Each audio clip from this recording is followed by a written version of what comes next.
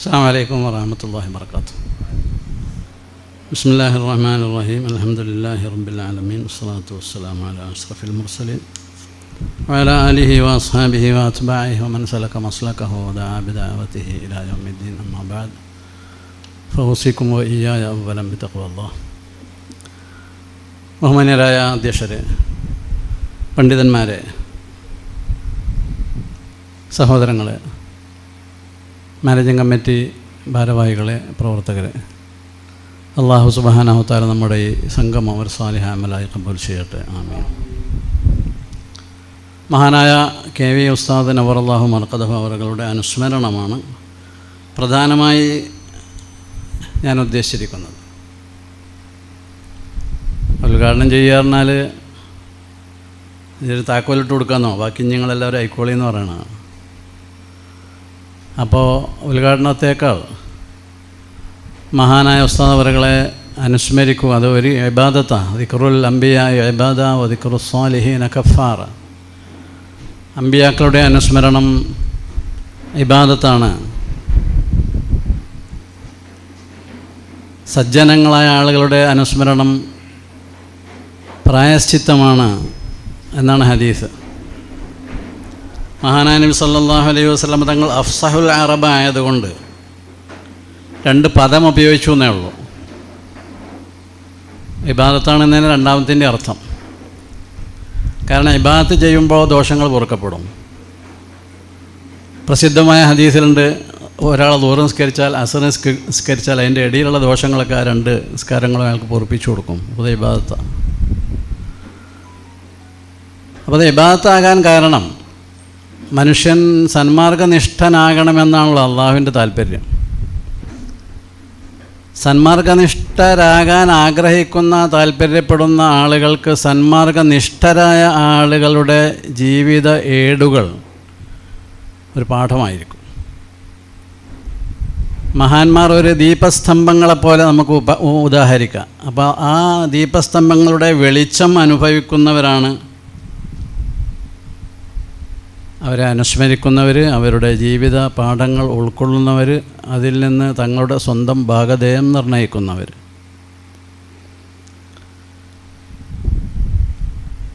അതുകൊണ്ട് തന്നെ അവരുടെ പ്രശസ്തി വഴിയെ വീണ്ടും നിലനിൽക്കും.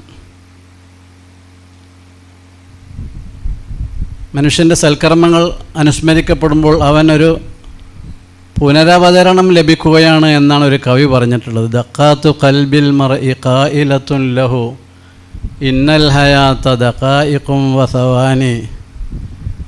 മനുഷ്യൻ്റെ ആയുഷ്കാലം എന്ന് പറഞ്ഞാൽ അത് മിനിറ്റുകളും സെക്കൻഡുകളുമാണ്. അതിവിടെ ഇങ്ങനെ കൈ വെച്ച് നോക്കിയാൽ അനുഭവപ്പെടും. ആ ഹൃദയമെന്ന ക്ലോക്കിൻ്റെ പെൻഡുലത്തിൻ്റെ സ്പന്ദനം,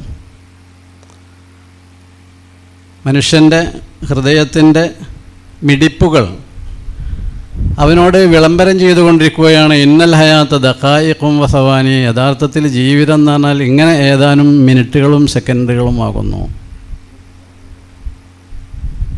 അതുകൊണ്ട് നിൻ്റെ ജീവിതം പരമാവധി സൃഷ്ടിപരമായി ഉപയോഗപ്പെടുത്തണം. ഫദ്ദിക്റു ലിൽ ഇൻസാനി ഉംറുൻ സാനി എന്നാണ് അതിൻ്റെ അടുത്ത പദ്യത്തിലുള്ളത്. നിന്നെ ആളുകൾ അനുസ്മരിക്കുമ്പോൾ നീ പുനർജനിക്കുകയാണ്.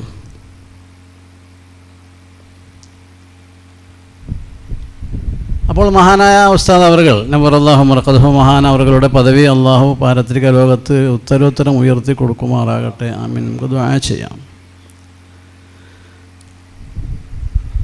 സന്മാർഗനിഷ്ഠമായ ജീവിതം നയിക്കുകയും വൈജ്ഞാനികമായ സേവനം ചെയ്യുകയും തദനുസൃതമായ സന്ദേശങ്ങൾ സമൂഹത്തിന് കൈമാറുകയും ചെയ്യുന്ന ആളുകൾക്ക് സ്ഥിരപ്രതിഷ്ഠയുണ്ടെന്ന്, അവർ ചിരഞ്ജീവികളായിരിക്കും. അപ്പോൾ ഇന്ന് നമ്മുടെ മുത്തഅല്ലിമീങ്ങളോടൊക്കെ ചോദിച്ചാൽ ഇമാം ജലാലുദ്ദീൻ സുയൂത്തിയെ അറിയാം, ഇമാം ഗസാലിയെ അറിയാം, ഇമാം ഫുലാൻ ഒരുപാട് ആൾക്കാരെ അറിയാം. അവരുടെ കുടുംബമായി ഈ ആളുകൾക്കൊരു ബന്ധമില്ല, അവരുടെ നാടുമായി ഇവർക്കൊരു ബന്ധമില്ല, അവർ ജീവിച്ച നൂറ്റാണ്ടുമായി അവർ സഹസ്രാബ്ദമായി പോലും ബന്ധമില്ല. ഇമാം സുയൂത്തി റഹിമഹുള്ള മരിച്ചിട്ട് 550 കൊല്ലമായി. ഇമാം ഗസാലി വഫാത്തായിട്ട് അതിലേറെ കൊല്ലമായി. പക്ഷേ അങ്ങനെ അനേകായിരം ആളുകളുടെ മനസ്സിൽ നമ്മൾ ഈ മുത്തഅല്ലിമീങ്ങളെ പറ്റി പറഞ്ഞതുപോലെ 2ാം ക്ലാസ് പഠിക്കുന്ന 7 വയസ്സായ കുട്ടിക്കറിയാം ഇമാം നവവി റളിയല്ലാഹു അൻഹുവിൻ്റെ പേര്.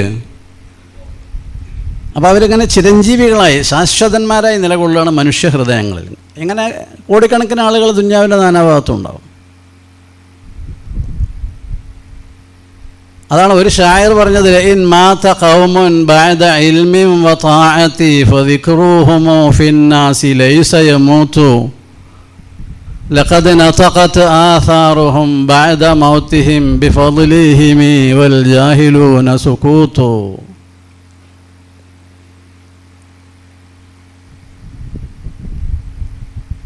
സന്മാർഗാധിഷ്ഠിതമായ ജീവിതം നയിക്കുകയും വിജ്ഞാനാധിഷ്ഠിതമായ സേവനങ്ങൾ ചെയ്യുകയും ചെയ്ത ആളുകൾ,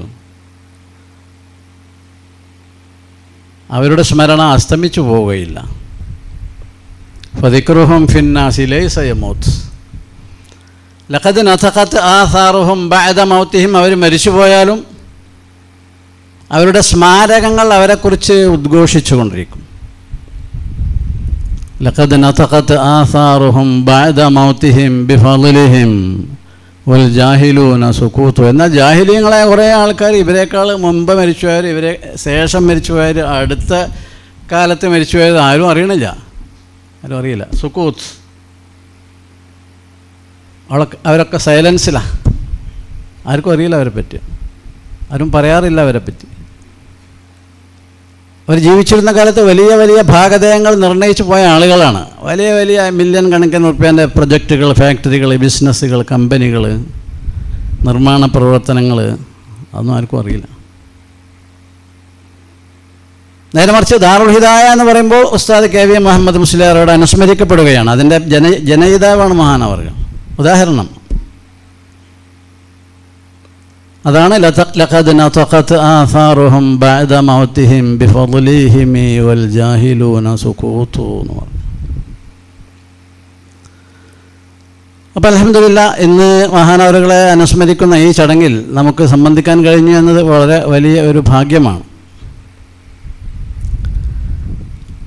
വളരെ വലിയ ഭാഗ്യം എന്ന് പറഞ്ഞാൽ കാര്യങ്ങൾ റാങ്ക് ചെയ്യുന്നതിൽ ഇന്നത്തെ ലോകത്തിൻ്റെ സ്കെയിലൊക്കെ വ്യത്യസ്തമായിട്ടുണ്ട്. അതേതോ ഒരു മരിച്ചുപോയ ഒരാൾ കുറേ കൊല്ലം മുമ്പ്, ഒരു പഴഞ്ചൻ, ഒരു വയസ്സൻ, ഒരു ഇങ്ങനെ കൂറ്റനാട് 1915 ജനിച്ച് പിന്നെ 2010 എടപ്പാളിൽ മരിച്ച്, അങ്ങനത്തെ ഒരാളെ പറ്റി ഇപ്പം ഇങ്ങനെ പറഞ്ഞുകൊണ്ടിരിക്കാൻ എന്താ എന്നവർ വിചാരിക്കും.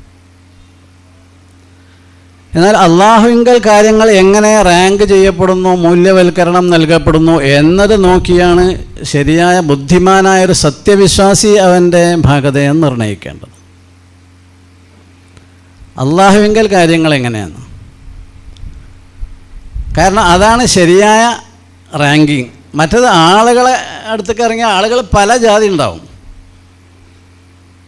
ആളുകളുടെ റാങ്കിങ്ങിന് ഒരു വാല്യൂ ഉണ്ടാവില്ല, ഒരു മൂല്യവും ഉണ്ടാവുകയില്ല. ഏറ്റവും പരിഷ്കരിച്ച ഒരു വേഷവിധാനവുമായ ഒരു ചെറുപ്പക്കാരൻ അങ്ങനെ അങ്ങാടി കൂടി നടന്നു നോക്കുക. ഉദാഹരണമായിട്ട് ഒരു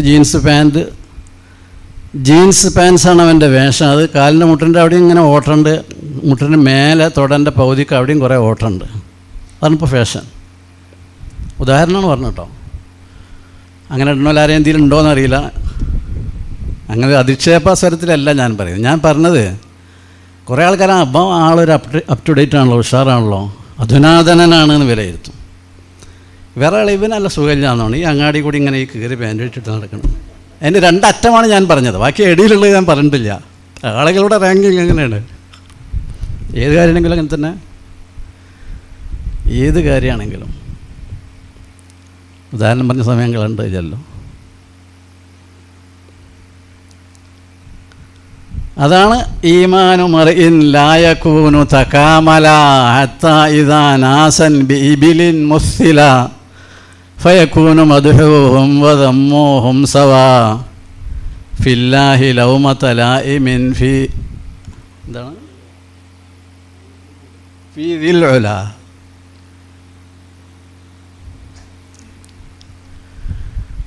ആളുകളുടെ റാങ്കിങ് നിരർത്ഥകമായി കാണണം, നിരർത്ഥകമായി കാണണം. അതാണ് ഹത്തായറ നാസൻ ബി ഇബിലിൻ മുസ്തില എന്നല്ല. എന്നാൽ ജനങ്ങളെ തരം താഴ്ത്തി കാണിക്കല്ല, അത് ഉപമയിൽ അങ്ങനെയൊക്കെ ഉണ്ടാവും.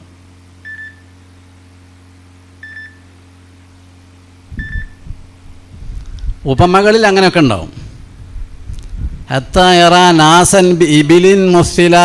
നമ്മളിപ്പോൾ അങ്ങനെ ഒരു ആന എന്നെ കാണുന്നുണ്ടല്ലോ, അല്ലെങ്കിൽ ഒരു ആട് എന്നെ കാണുന്നുണ്ടല്ലോ, പൂച്ച കാണുന്നുണ്ടല്ലോ എന്നരുതി നമ്മളതിനൊരു പ്രത്യേക പരിഗണന നൽകാറില്ല. നിരർത്ഥകമായി കാണുക എന്നർത്ഥം. അപ്പോൾ ആളുകൾ ചിലപ്പോൾ ആളുകൾ ഇങ്ങനെ മൂച്ചമ്മ കയറ്റിയിട്ട് ഒന്നായിട്ട് ഇടുന്ന സ്വഭാവം ഉണ്ടാവും, അവരെ മദ്ഹ്. അതുപോലെ ജനങ്ങളെ അധിക്ഷേപിക്കുന്ന സ്വഭാവം ഉണ്ടാവും. രണ്ടും കണക്കാക്കിയാൽ മതി. ആൾക്കാരങ്ങനെ, ആൾക്കാർ വെറുതെ പറയും. നമ്മൾ നാട്ടിൽ കാരണന്മാർ ഞങ്ങളോടൊക്കെ പറയുന്നത് മന തച്ചാലും രണ്ടഭിപ്രായം എന്ന് പറഞ്ഞതിൻ്റെ അർത്ഥം അതാണ്. അപ്പോൾ ആളുകളുടെ അഭിപ്രായങ്ങൾക്ക് പ്രസക്തി നൽകാതിരിക്കുക, അത് നിരർത്ഥകമായി കാണുക. അള്ളാഹു എങ്ങനെയാണോ ഓരോ കാര്യത്തിനും റാങ്ക് ചെയ്യുന്നത്, ആ അള്ളാഹുവിൻ്റെ റാങ്കിങ്ങിന് ഒരു ഉദാഹരണമാണ് ഖുർസിയ ഹദീസിലുള്ളത്. റുബ്ബ അശ്അസ അഖ്ബറ മദ്ഫൂഇൻ ബിൽ അബ്വാബ് ലൗ അഖ്സമ അലല്ലാഹി ലഅബറ. അള്ളാഹുവിനെ ഇഷ്ടപ്പെട്ട കുറേ ആൾക്കാരുണ്ട്. അവർ പ്രത്യക്ഷത്തിൽ കണ്ടാൽ കുളിച്ചിട്ട് കുറേ ദിവസമായും തോന്നും, തുണി ഷർട്ടൊക്കെ അലക്കിയിട്ട് കുറേ ആയും തോന്നും, ഇസ്തിരി ചുളിഞ്ഞിട്ടുണ്ടാവും അല്ലെങ്കിൽ ഇസ്തിരി ഇട്ടിട്ടുണ്ടാവില്ല, അങ്ങനെയൊക്കെ ഉണ്ടാവും.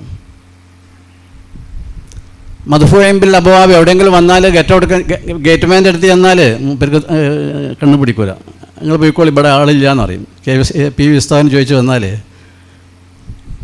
മാണൂർ പോയിക്കോളി വരും, അല്ലെങ്കിൽ പൂക്കരത്തറ പോയിക്കോളി എന്ന് പറയും, അല്ലെങ്കിൽ ഇവരെ വീട്ടിൽ പോയിക്കോളി എന്ന് പറയും.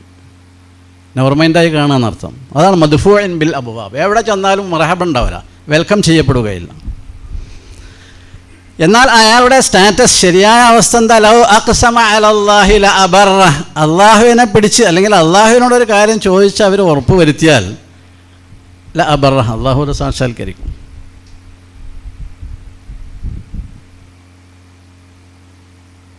മലപ്പുറത്തെ വയ്യങ്ങാട് ജുമാഅത്തുള്ളിക്കൽ മഹാനവറുകൾ അസർ നിസ്കരിക്കാൻ വേണ്ടി കാത്തിരിക്കുന്ന ആൾക്കാരൊക്കെ ജലക്ഷാമമുള്ള സമയമാണ്. മുഅദ്ദിൻ വന്ന് ഉണർത്തി, നിസ്കരിക്കാൻ സമയമായിട്ടുണ്ട്. എനിക്ക് ഒന്നുമില്ല, മഴ പെയ്തിട്ട് ഈ ഒട്ടുംപുറത്ത് കൂടി വെള്ളം വന്ന് അത് ഒലിച്ചിട്ട് ആ വെള്ളത്തിൽ നിന്ന് ഒതുണ്ടാക്കിയിട്ടാണ് ഞാൻ നിസ്കരിക്കുക, ഞാൻ പടച്ചോനായിട്ട് പറഞ്ഞിട്ടുണ്ട് എന്ന് പറഞ്ഞു. താമസിയാതെ മഴ പെയ്തു. ഓട്ടുംപുറത്ത് കൂടി എന്ന് പറഞ്ഞാൽ ഹൗദന്നെ നാനാഭാഗത്തും പുര കെട്ടിയിട്ട് ആ വെള്ളം ഹൗദൽക്കാ വന്ന് ചാടുക. പണ്ട് കാലത്ത് പലരും കണ്ടിട്ടുണ്ടാവും, മേസന്മാരൊക്കെ. മഴ ചെയ്തു, ഒതുകൊടുത്തിട്ട് ഒന്ന് നിസ്കരിച്ചു. ഇങ്ങനെ നിരവധി സംഭവങ്ങൾ. അതാണ് ലൗ അഖ്സമ അലല്ലാഹി ലഅബറ. അപ്പോൾ അള്ളാഹുമായുള്ള സാമീപ്യത്തിൻ്റെ അളവുകോല് ഇൽമ് തഖ്വ. ഇതാണ് ഇൽമും തഖ്വയുമാണ്. ഇൽമും തഖ്വയും. ഈ തഖ്വയുടെ ആളുകളെ ബാഹ്യലക്ഷണങ്ങൾ കൊണ്ട് കണ്ടുപിടിക്കാൻ കഴിയില്ല. ഒരുപാട് ഉദാഹരണങ്ങളുണ്ട്, ഇപ്പം ഞാൻ സമയമില്ലാത്തതുകൊണ്ട് പറയണില്ല.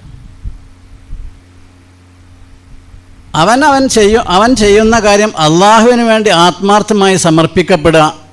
അതാണ് തഖ്വയുടെ ചുരുക്കി പറഞ്ഞാലുള്ള നിർവചനം.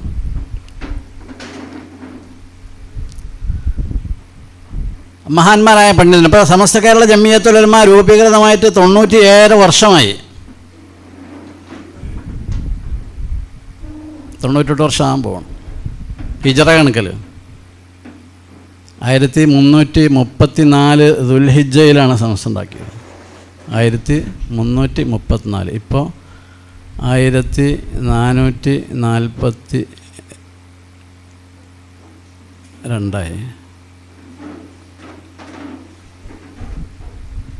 അപ്പോൾ ഞാൻ പറഞ്ഞു വരുന്നത്, ഇത്ര ഈ പഴക്കമുള്ളൊരു സംഘടന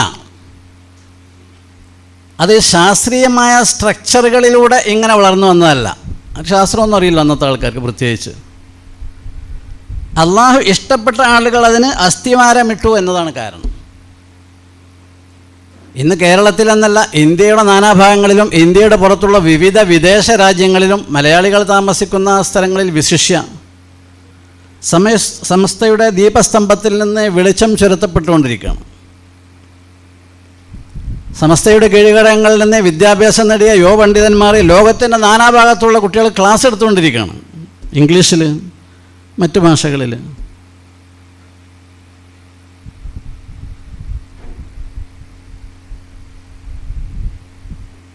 അപ്പോൾ ഉപരിപ്ലവമായ ഒരു സ്ഥാപനമായിരുന്നില്ല സമസ്തയുടേത്. ആഴത്തിലിറങ്ങിക്കൊണ്ടുള്ള ആത്മാർത്ഥമായൊരു സംരംഭമായിരുന്നു. അതിൻ്റെ ഗുണഫലങ്ങളാണ് ഈ കണ്ടുവരുന്നത്. അതിൻ്റെയും പതിറ്റാണ്ടുകൾക്ക് ശേഷം രൂപീകൃതമായ അന്താരാഷ്ട്ര സംഘടനകളുണ്ടല്ലോ, UNO, United Nations Organisation, UNICEF, അങ്ങനെ ഒരുപാടുണ്ട്. അവയ്ക്കൊന്നും ഒരു 50% പോലും വിജയകരമായി പ്രവർത്തനങ്ങൾ നടത്താൻ കഴിയുന്നില്ല. എൻ്റെ സ്റ്റാറ്റിസ്റ്റിക്സ് ഞാനിവിടെ അവതരിപ്പിക്കുന്നില്ല, നമ്മളെ വിഷയമല്ലാത്തതുകൊണ്ട്. എന്നാൽ സമസ്ത കേരള ജമിയത്തുലമായുടെ പ്രവർത്തനങ്ങൾ, അതിൻ്റെ കീഴ്ഘടകമായ വിദ്യാഭ്യാസ ബോർഡിൻ്റെ 10,302 മദ്രസകൾ, SKSF, SYS, പിന്നെ ഒരുപാട് ശാഖകൾ, സമൂഹത്തിൻ്റെ നാനാതലങ്ങളിൽ വേരൂന്നിയ പ്രവർത്തനങ്ങളാണ്. ഭൗതികമായ അലകും പിടിയുമായിരുന്നില്ല അതിനെ ഇങ്ങനെ ജനകീയമാക്കിയത്. ഇത്ര ഗ്രാസ് റൂട്ടിലുള്ള ശക്തമായ അടിവേരുകൾ ഉണ്ടാക്കിയത് അതായിരുന്നില്ല, നേരെ മറിച്ച് ഈ തഖ്വയായിരുന്നു. KB ഉസ്താദിനെ അനുസ്മരിക്കുമ്പോഴും അതൊക്കെയാണ് നമുക്ക് മനസ്സിലാക്കാൻ കഴിയുന്നത്. വിവിധ സ്ഥലങ്ങളിൽ മഹാനവറുകൾ പള്ളി ദർശകളിൽ പഠനം നടത്തി. വല്ലപ്പുഴയിൽ, പള്ളിക്കര നിങ്ങളുടെ നാടല്ലേ അല്ലേ, പള്ളിക്കര, പിന്നെ പരപ്പനങ്ങാടി, പിന്നെ വേങ്ങര അരീക്കുളം എന്ന് പറഞ്ഞൊരു മഹലുണ്ട്, അതുപോലെ പനങ്ങാട്ടൂർ, താനൂരിൻ്റെ അടുത്ത്. ഇവിടെയൊക്കെ വലിയ വലിയ പണ്ഡിതന്മാരാണ് ദർശനം നടത്തിയത്. അഥവാ വലിയ വലിയ പണ്ഡിതന്മാരുടെ മാർഗദർശനത്തിൽ, അവരുടെ ആത്മികമായ തെർബിയത്തിൽ, സംസ്കരണത്തിലാണ് മഹാനവറുകൾ വളർന്നു വന്നത്. 1915 ജനിച്ചു. അപ്പോൾ ഒരു 30 ആകുമ്പോൾ ഒരു 15 വയസ്സായിട്ടുണ്ടാവും. 30കളിലൊക്കെ തന്നെ മഹാനവറുകൾ പ്രസംഗരംഗത്ത് സജീവമായിരുന്ന, അതിനൊരു നൈസർഗിക ശേഷി കൂടി ഉണ്ടാവുമല്ലോ പ്രസംഗകന്മാർക്ക്. അന്നാണെങ്കിൽ പുത്തൻ പ്രസ്ഥാനക്കാരിങ്ങനെ മുളപൊട്ടി വളർന്നു വരാൻ ശ്രമിക്കുന്ന കാലമാണ്.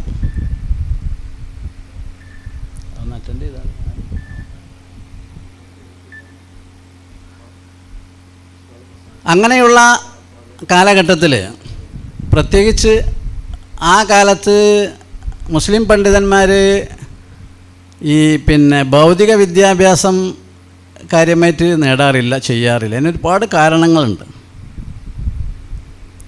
ഒന്ന്, ഭൗതിക വിദ്യാഭ്യാസ സ്ഥാപനങ്ങളുടെ മേധാവിത്വം വന്ന് ഇസ്ലാമിൻ്റെ ശത്രുക്കളായ ബ്രിട്ടീഷുകാരുടെ കയ്യിലായിരുന്നു എന്നതാണ് ഒരു അടിസ്ഥാനപരമായ കാരണം.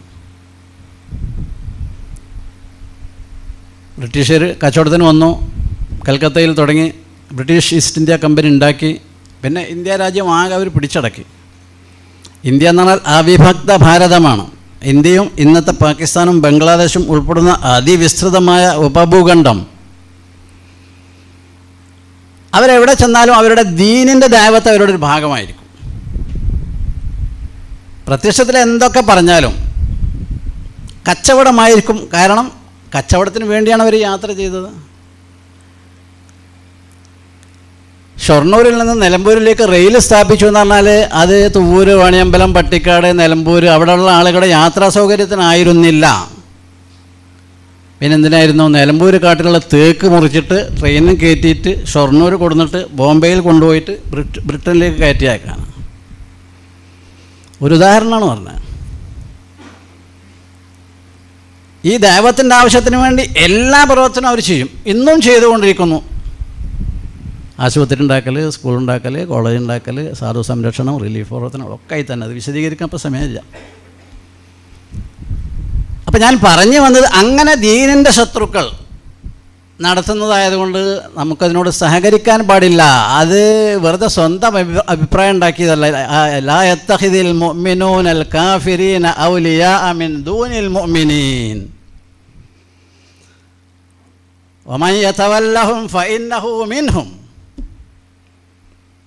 ലാ യത്തഖിദിൽ മുഅ്മിനൂനൽ കാഫിരീന ഔലിയാ. മുഅ്മിനീങ്ങൾ സത്യനിഷേധികളെ മിത്രങ്ങളാക്കരുത്, സംരക്ഷകരാക്കരുത്. അങ്ങനെ ആരെങ്കിലും ചെയ്താൽ ഓനുമായി പെട്ടതാണ്. ഫഇന്നഹു മിൻഹും. ഇതായിരുന്നു ഒരു അടിസ്ഥാനം. ഞാൻ പറഞ്ഞു വന്നത്, അന്ന് ഭാഷാപരമായി അല്ലെങ്കിൽ ഭൗതിക വിദ്യാഭ്യാസ രംഗത്ത് നമ്മുടെ സമുദായം മൊത്തത്തിലും പണ്ഡിതന്മാരും അതിൽപ്പെടുമല്ലോ, അവരും പിന്നിലായിരുന്നു. ആ കാലത്ത് കെ വി ഉസ്താദ് അവர்கள் ഈ വിഷയകമായി ഒരു മർമ്മം മനസ്സിലാക്കി മലയാള ഭാഷ നന്നായി പഠിച്ച് പ്രസംഗം കൂടുതൽ ആകർഷകമാക്കി എന്നത് ഏറ്റവും ശ്രദ്ധേയമായൊരു ഘടകം. അതൊന്നും ഇപ്പോൾ ആരും പറഞ്ഞു കൊടുത്തിട്ട് അല്ല, സ്വന്തം കണ്ടെത്തണം. അല്ലാഹു തആല ഇൽഹാമ് ചെയ്യും, അവൻ്റെ ഇഷ്ടപ്പെട്ട അടിമകളുടെ ഹൃദയങ്ങളിൽ തോന്നിച്ചു കൊടുക്കും ഇന്ന കാര്യമാണ് ഇപ്പം ചെയ്യേണ്ടത്. അങ്ങനെ തന്നെ സമസ്ത ഉണ്ടായതും ഓരോ നല്ല കാര്യം ഉണ്ടാകണം. അങ്ങനെ ഒരാളെ ഹൃദയത്തിൽ അല്ലാഹു തോന്നിച്ചു കൊടുക്കുക. ദാർഹുദ 25 ഏക്കർ സ്ഥലത്ത് ഇങ്ങനെ നിൽക്കുന്നുണ്ടല്ലോ, വയലായി കിടക്കുന്ന സ്ഥലം, ഉപയോഗശൂന്യമായി കൃഷി ചെയ്യാൻ പറ്റാത്ത, വർഷകാലത്ത് വെള്ളം കെട്ടിയെന്ന് വേനൽക്കാലത്ത് വെള്ളം ഇല്ലാതെ വരണ്ട് കിടന്നിരുന്ന സ്ഥലം. മഹാനായ ബാപ്പുട്ടി ഹാജി നവ്വറല്ലാഹു മർക്കദഹു അവരുടെ ഹൃദയത്തിൽ അല്ലാഹു തആല തോന്നിച്ചു കൊടുക്കണം.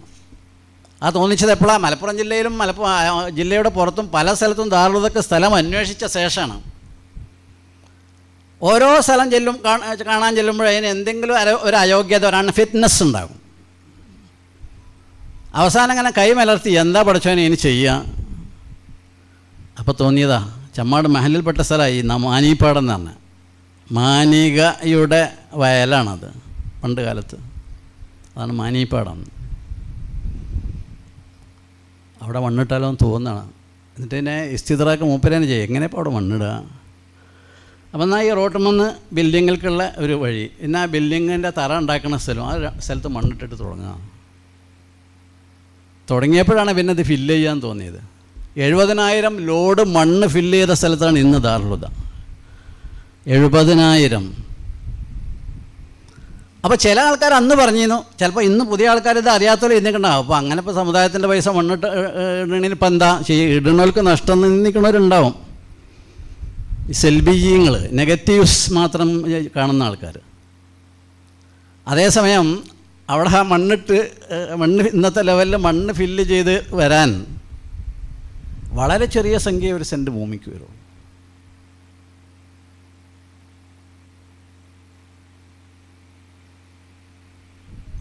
മുപ്പത്തഞ്ച് 40 കൊല്ലം മുമ്പാണ് ഈ സംരംഭം. അപ്പോൾ അത് ചരിത്രം വേറെയാണ്. ഞാൻ പറഞ്ഞു വരുന്നത് കെ വി ഉസ്താദിന് തോന്നുകയാണ് സമൂഹത്തിന് കുറച്ചുകൂടി ആകർഷകമായ രീതിയിലുള്ള പ്രസംഗങ്ങളാണ് ആവശ്യം. പ്രത്യേകിച്ച് ഈ പുതിയ മുള പൊട്ടുന്ന ആൾക്കാരൊക്കെ നല്ല ഭാഷയിൽ സംസാരിക്കുന്ന ആളുകളാണ്. ഈ മുഖാത്തബിൻ്റെ സാംസ്കാരികാവസ്ഥ, അയാളുടെ വിദ്യാഭ്യാസ രീതിയൊക്കെ അനുസരിച്ചാണ് അവരോട് സംസാരിക്കേണ്ടതെന്നാണ് ഇസ്ലാമിക ശരീഅത്തിൻ്റെ കാഴ്ചപ്പാടും സിദ്ധാന്തവും. നബി സല്ലല്ലാഹു അലൈഹി വസല്ലം തങ്ങൾ അഫ്സഹുൽ അറബ് ആയി. അതിന് കാരണം ഒന്ന് അതാണ്. അറബികളെന്ന വലിയ ഫസാഹത്തിൻ്റെ സാഹിത്യത്തിൻ്റെ ആൾക്കാരാണ്. 7 ലോകവിശ്രുതമായ കാവ്യങ്ങളുണ്ട്. ജാഹിലിയ കാലത്ത് ജീവിച്ചിരുന്ന 7 കവി സമ്രാട്ടുക്കളാണ് ആ കവിത രചിച്ചത്. കഅബയിൽ തൂക്കിയിട്ടിരുന്നതൊക്കെ അതിൻ്റെ മഹത്വം കൊണ്ടും വലിപ്പം കൊണ്ടും. ആ ജാഹിലിയ കവികളുടെ ഇടയിലേക്കാണ് നിബിധങ്ങൾ വരുന്നത്. ഒന്ന് അന അഫ്സഹുൽ അറബ്, അറബികളിലെ ഏറ്റവും സാഹിത്യ സമ്പൂർണൻ ഞാനാകുന്നു. അതൊരു വസ്തുതയാണ്. ഹാദാ കിതാബുൻ അറബിയുൻ മുബീൻ, സ്പഷ്ടമായ അറബി സാഹിത്യത്തിലുള്ള ഗ്രന്ഥമാണ് ഈ ഖുർആൻ. പോരാത്തത് നബിതങ്ങൾ പറഞ്ഞു, നഹ്നു മആശിറൽ അംബിയാ ഉമിർനാ അൻ നുനസ്സില അന്നാസ മനാസിലഹും വഅൻ നുകല്ലിമഹും അലാ ഖദ്രി ഉഖൂലിഹിം. ഞങ്ങൾ പ്രവാചക കുടുംബം ഒക്കെ അനുശാസിക്കപ്പെട്ടിരിക്കുന്നത് അൻ നുനസ്സില അന്നാസ മനാസിലഹും, ജനങ്ങളെ അവരവരുടെ സീറ്റിലിരുത്തണം. അത് സ്പോഞ്ചുള്ള കസേലയോ അല്ലെങ്കിൽ പ്ലാസ്റ്റിക്കിൻ്റെ കസേലയോ സ്റ്റൂളോ എന്നല്ല അതിൻ്റെ അർത്ഥം.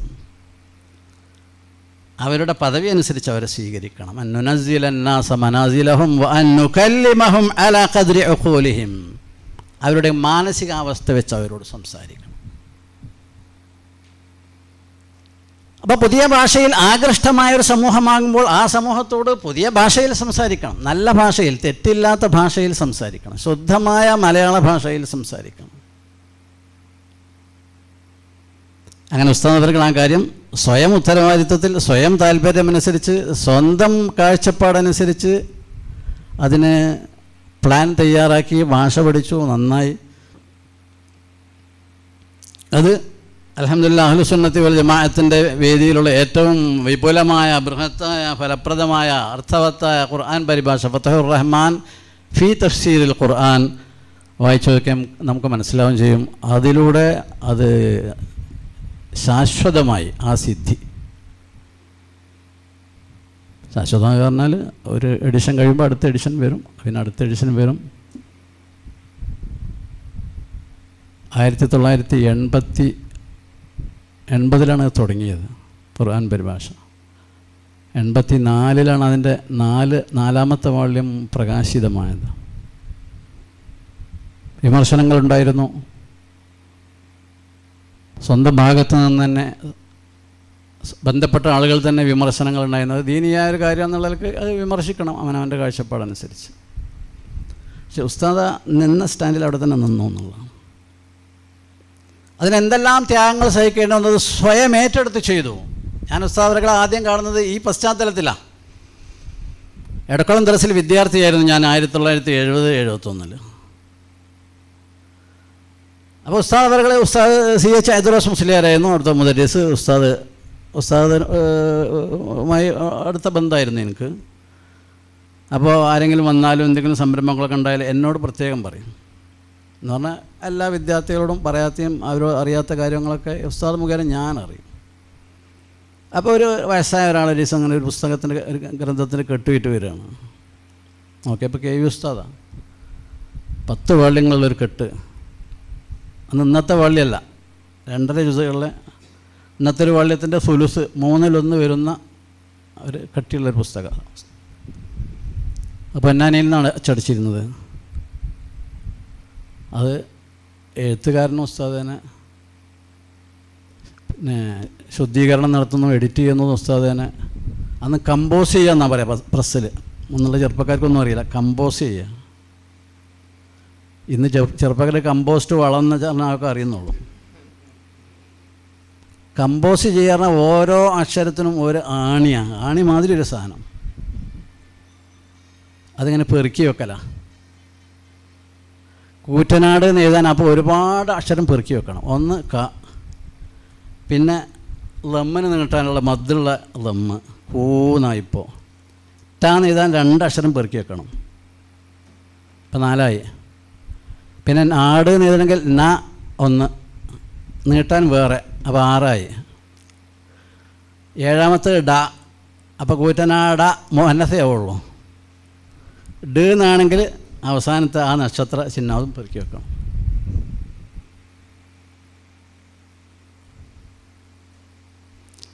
എന്നിട്ടത് അങ്ങനെ നിരത്തിയിട്ട് അതിനൊരു ഒരു കോപ്പി എടുക്കും, പ്രൂഫ് എടുക്കും. എന്നിട്ട് ആ പ്രൂഫിൽ തിരുത്തണം. 2ാമത് കുറേ തെറ്റുണ്ടാവും. ചെയ്യുന്ന ആളുടെ വൈദഗ്ധ്യം അനുസരിച്ച് അല്ലെങ്കിൽ വൈദഗ്ധ്യരാഹിത്യം അനുസരിച്ച് തെറ്റിങ്ങനെ കൂടി വരും. അതൊക്കെ തിരുത്തണം. തിരുത്തിയാൽ തന്നെ തിരുത്തപ്പെടൂല. പിന്നെ സെക്കൻഡ് പ്രൂഫ് നോക്കണം. പിന്നെ ക്ലീൻ പ്രൂഫ് 3ാമത്തെ വേറെ നോക്കണം. ഇതൊക്കെ ഈ ഒരാളാണ് ചെയ്തിരുന്നതെന്ന് ഞാൻ പറഞ്ഞു വരുന്നത്. എന്നിട്ട് പുസ്തകമായി പുറത്തു വന്നാൽ പിന്നെ അത് വിൽക്കണമല്ലോ. സാധാരണ എഴുത്തുകാരൊക്കെ ഒരു പുസ്തകശാലയ്ക്ക് കൊടുക്കല. അന്ന് അങ്ങനത്തെ പുസ്തകശാല ഇല്ല. അപ്പോൾ ഞാൻ തന്നെ ചെയ്യാം. അവർ 5, 10, 15 എത്ര വെച്ചാൽ കോപ്പി കെട്ടിയിട്ട് ഇങ്ങനെ കൊണ്ടുപോകും. ഇങ്ങനെ ബൈക്കിനല്ല, നിങ്ങളൊക്കെ ഇന്ന് ബൈക്കിനെ കൊണ്ടുപോയത്.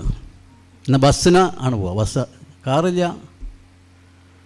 ബസ്സിന് കൊണ്ടുപോയിട്ട് അപ്പോൾ അവിടുന്ന് അങ്ങാടിയിൽ നിന്ന് ഇവിടെ ഒരു പിന്നെ ബസ്സിന് വരണം. എന്നിട്ട് ഇവിടുന്ന് പുത്തനത്താണിക്ക് പോകണം. പുത്തനത്താണിക്കുന്ന് ഇടത്തോട്ട് ഇടക്കുളത്തേക്ക് പോകണം. എന്നിട്ട് അവിടെ പള്ളിപ്പടിക്ക് ബസ് ഇറങ്ങണം. എന്നിട്ട് ഈ കെട്ടും ഇങ്ങനെ ഏറ്റിയിട്ട് പള്ളിയിലേക്ക് വരണം. ഒരു 100-125 മീറ്റർ നടക്കണം. പള്ളി കുറച്ച് അപ്പുറത്താണ് ബസ് ഇറങ്ങിയാൽ. അങ്ങനെ ഈ കൊണ്ടുവരുന്ന കെട്ടാണ് ഞാൻ കാണുന്നതെന്നാണ് പറഞ്ഞത്. അങ്ങനെ ചോദിച്ച സംഗതിയൊക്കെ ചോദിച്ചപ്പോൾ അങ്ങനെ കഥ പറഞ്ഞു ചുരുക്കത്തിൽ. ഇത് ഒരു അനുഭവമാണ്. ഇങ്ങനെ KV ഉസ്താദിൻ്റെ പരിചയത്തിലുള്ള നിരവധി മുദരീസ് സുഹൃത്തുക്കളെടുത്ത് കൊണ്ടുവന്നിട്ട് ആ മഹല്ലിലുള്ള പ്രധാനികൾക്ക് കൊടുക്കലാണ് ലക്ഷ്യം. ചെറിയ പണിയല്ലല്ലോ. പറയാൻ പറ്റുമെങ്കിൽ ഭഗീരഥ പ്രയത്നം എന്ന് പറയണേ. അലിഫ് മുതൽ യാ വരെ A to Z വരെ ഒരു മനുഷ്യൻ പണിയെടുക്കുകയാണ്. ഇതിൻ്റെ പ്രസക്തിയും പ്രാധാന്യമൊന്നും ആൾക്കാർക്ക് അറിയില്ല. ഇത് ഈ ഖുർആൻ പരിഭാഷ അച്ചടിക്കൽ, വിതരണം ചെയ്യൽ, അതിന് വായനക്കാരുണ്ടാക്കൽ ഒന്നും ആൾക്കാർക്ക് അറിയില്ല. കാരണം അന്ന് പ്രധാനമായി ഇൽമ കരസ്ഥമാക്കാൻ വഅദ്, നസീഹത്ത് അതൊക്കെയാണ് കേൾക്കൽ. 1980 എന്ന് പറഞ്ഞാൽ 40 കൊല്ലമായി. അത് സുന്നി പബ്ലിക്കേഷൻ സെൻറ്ററിൻ്റെ കീഴിൽ പുറത്തിറങ്ങിയതാണ് 80 എന്ന് പറഞ്ഞാൽ. അതിൻ്റെയും ഏതാനും വർഷങ്ങൾക്ക് മുമ്പാണ് ഈ ചെറിയ വാള്യങ്ങളായിട്ട് പുറത്തിറക്കിയത്. ഈ ചെറിയ വള്ളിയങ്ങൾ 3 ഇറങ്ങി. ഇദ്ദേഹം ഇതിൻ്റെ ഈ വരും വരായികളൊന്നും ആദ്യം അറിഞ്ഞിട്ടല്ലല്ലോ, ആണ് ചെയ്യണം. അങ്ങനെ 1 വള്ളി ഇറങ്ങി, 2 വള്ളി ഇറങ്ങി, 3 വള്ളി ഇറങ്ങിയപ്പോൾ ഇത് വളരെ ബാലി കയറാ മലയാണെന്ന് മനസ്സിലായി.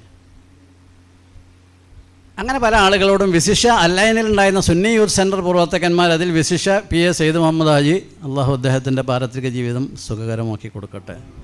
വേറെയും കുറേ ആൾക്കാരൊക്കെ സംസാരിച്ചു, അവരുമായി സംസാരിച്ചു. അവർ പറയുന്നത് നമ്മൾ സുന്നി പബ്ലിക്കേഷൻ സെൻറ്റർ എന്ന് പറഞ്ഞൊരു പ്രസിദ്ധീകരണാലയം ഉണ്ടാക്കിയിട്ട് അല്ലൈൻ സുന്നി യൂത്ത് സെൻറ്ററിന് വേണ്ട എല്ലാ പണിയും ചെയ്യാം. അങ്ങനെയാണ് പൂർത്തിയാകുന്നത്. കൂടുതൽ പറയുന്നില്ല, സമയം കുറവാണല്ലോ. ഞാൻ പറഞ്ഞു വരുന്നത്, അതിലൂടെ ഉസ്താദ് ഇന്നും ജീവിച്ചുകൊണ്ടിരിക്കണം. ദാറുൽ ഹിദായയിലൂടെ ഉസ്താദ് ഇന്നും ജീവിച്ചുകൊണ്ടിരിക്കണം. സമസ്ത കേരള ജമിയത്തുൽ ഉലമായുടെയും വിദ്യാഭ്യാസ ബോർഡിൻ്റെയും ജാമിയ നൂരിയുടെയും SOSൻ്റെയും ഒക്കെ ചരിത്രം പരിശോധിച്ച് നോക്കിയാൽ അതിലൂടെയൊക്കെ ഉസ്താദ് ജീവിച്ചുകൊണ്ടിരിക്കണം. സമസ്ത കേരള ജമിയത്തുൽ ഉലമായിലേക്ക് വരുന്നത് തന്നെ ഉസ്താദിൻ്റെ ഒരു വ്യക്തിപ്രഭാവത്തിലൂടെയാണ്. 1954 താനൂൽ ഇസ്ലാഹുൽ ഉലൂമിനോടനുബന്ധിച്ച് സമസ്തയുടെ 20ാം വാർഷിക സമ്മേളനം ഉണ്ടായി. അന്ന് ഉസ്താദ് മുഷാവറ മെമ്പറല്ല.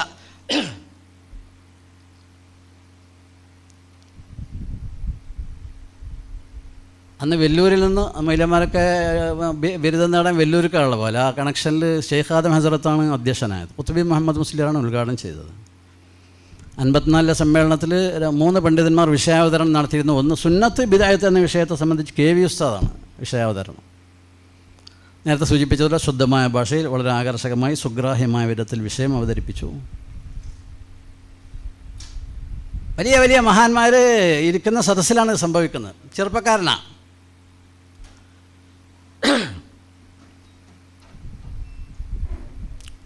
എന്ന് പറഞ്ഞാൽ 40 വയസ്സ് പൂർത്തിയായിട്ടില്ല, ഇതിന് താഴെ. വലിയ തലയെടുപ്പുള്ള പ്രായമുള്ള ഉസ്താദന്മാരൊക്കെയാണ് മുഷാവറയിലുള്ളത്. ഏതാണെങ്കിലും ഈ 40 കാലം തൊട്ടടുത്ത വർഷം മുഷാവറയിലേക്ക് തിരഞ്ഞെടുക്കപ്പെടുകയാണ്. 1954 താനൂർ സംഭവം. 55 മുഷാവറയിലേക്ക് വരുന്നു. 56 തന്നെ സമസ്തയുടെ ജോയിൻറ്റ് സെക്രട്ടറിയായി തിരഞ്ഞെടുക്കപ്പെടുക. ഇതൊക്കെ കീഴ്വഴക്കങ്ങൾക്ക് എതിരാണ്. പക്ഷെ ആ വ്യക്തിപ്രഭാവം എല്ലാ പ്രാതികൂല്യങ്ങളെയും വകഞ്ഞു മാറ്റി എന്ന് ചുരുക്കം. മുഷാവറയിൽ വന്നതിന് ഇനി കുറേ കാലം കഴിയുമ്പോഴാണ് പിന്നെ വേറൊരു സ്ഥാനം കയറ്റം ഉണ്ടാവുക. ഇത് നവാഗതനായി 55 മുഷാവറ വരുന്നു. 56 വിദ്യാഭ്യാസ സമസ്ത കേരള ജമിയത്തുൽ ഉലമായുടെ സെക്രട്ടറിയാകാം. മരിക്കുന്നത് വരെ ആ പദവിയിലായിരുന്നു. പിന്നെ ഞാൻ നേരത്തെ സൂചിപ്പിച്ച ഒരുപാട് ആസ്ഥാനങ്ങളുടെ ജാമിയ നൂരിയയുടെ സെക്രട്ടറി വരെ ആയി. വളരെ നേരത്തെ മെമ്പറായി. SOSൻ്റെ പ്രസിഡൻ്റായി. ജമിയത്തുൽ മുഅല്ലിമീൻ്റെ സെക്രട്ടറിയായി ആദ്യകാലം 6-7 കൊല്ലം. പിന്നെ അതിൻ്റെ പ്രസിഡൻ്റായി മരിക്കുന്നത് വരെ ജമിയത്തുൽ മുഅല്ലിമീൻ്റെ പ്രസിഡൻ്റാണ്.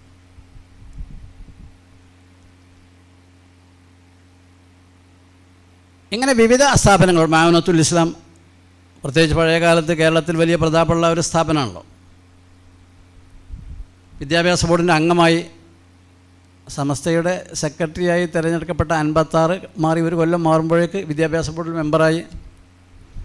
പിന്നെ വിദ്യാഭ്യാസ ബോർഡിൻ്റെ വൈസ് പ്രസിഡൻ്റായി. ഇങ്ങനെ ഒരുപാട് സ്ഥാനമാനങ്ങൾ. ജാമിയ നൂരിയയിൽ വർക്കിംഗ് കമ്മിറ്റി മെമ്പറായി. 1981 സെക്രട്ടറിയായി. ജാമിയ തുടങ്ങി അന്ന് മുതൽ അതിൻ്റെ മെമ്പറാണ്. ജാമിയ തുടങ്ങുന്നത് ബാഫക്കതങ്ങൾ, പൂക്കോയത്തങ്ങൾ, പിന്നെ അതുപോലെ വലിയ വലിയ മഹാന്മാർ, EK ഉസ്താദ്, അയിനിക്കാട് ഇബ്രാഹിം മുസ്ലിയാർ, ഇങ്ങനെ വലിയ വലിയ ആളുകളൊക്കെയാണ് അതിൽ മെമ്പർമാരായിരുന്നത്. പിന്നെ വലിയ പൗരപ്രമുഖരായ ആളുകൾ. ആ കൂട്ടത്തിലേക്ക് തുടക്കം മുതലേ ഉസ്താദ് മെമ്പറാണ് ജാമിയ നൂരിയയിലേക്ക്. സമസ്ത കേരള ജമിയത്തുൽ ഉലമ നേരിട്ട് നടത്തുന്ന ബിരുദം നൽകുന്ന ഉന്നത സ്ഥാപനമാണ്. പിന്നീട് അതിൻ്റെ സെക്രട്ടറിയായി. മരിക്കുന്നതുവരെ ആ പദവി തുടർന്നു. അതുപോലെ മാവനത്തുൽ ഇസ്ലാം സഭ. മാവനത്തിന് വലിയ ചരിത്രമുണ്ട്. അതൊക്കെ നിങ്ങൾ പഠിക്കേണ്ടതാണ്, പ്രത്യേകിച്ച് ഈ ഭാഗത്തുള്ള ആൾക്കാരാണ്. മഅൂനത്തിൻ്റെ ആ സ്വാധീനം കൊണ്ട് ഇന്ന് ഓസ്ട്രേലിയൻ രാജ്യങ്ങളിൽ വരെ മഅൂനത്ത് എന്ന് പേരുള്ള സംഘടന ഉണ്ട്. നിങ്ങൾ മനസ്സിലാക്കിയിട്ടുണ്ടോയെന്നറിയില്ല. ഓസ്ട്രേലിയയിൽ,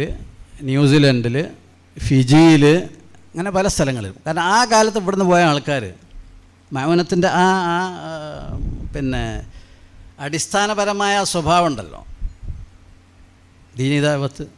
അപ്പോൾ അവിടെയുള്ള സംഘടനക്കൊക്കെ അവരങ്ങനെ.